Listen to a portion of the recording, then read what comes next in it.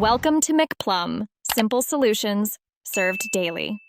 In this video, I will explain how to replace your Nissan Versa's mass airflow sensor. First, let's gather our tools. You will need a Phillips head screwdriver, a pair of pliers, and your brand new mass airflow sensor. Always ensure your vehicle is completely off and the engine has cooled down for at least 30 minutes before you begin. This simple replacement can restore your engine's smooth operation and improve fuel economy. Next, we need to locate the mass airflow sensor.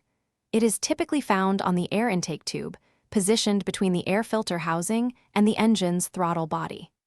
Once you've found it, gently press the release tab on the electrical connector and pull it away from the sensor. Then, use your screwdriver to loosen the two hose clamps securing the air intake tube, allowing for easier access to the sensor. Now it's time to remove the old sensor. Use your Phillips head screwdriver to unscrew the two small screws that secure the mass airflow sensor to the air intake tube. Once the screws are out, carefully pull the old sensor straight out. Take your new mass airflow sensor and gently push it into the housing, making sure it's seated properly. Then, reinsert and tighten the two mounting screws to secure it. Finally, let's reassemble everything.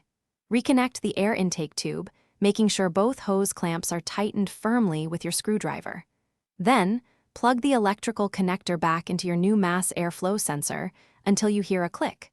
Start your Nissan Versa's engine and check your dashboard for any warning lights. Take your vehicle for a short, 5-minute test drive to ensure everything is functioning perfectly. Thanks for watching. Stay juicy and subscribe.